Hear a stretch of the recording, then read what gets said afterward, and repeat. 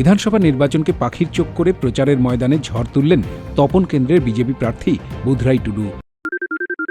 সোনাক্ষী, মশলা কোথায়?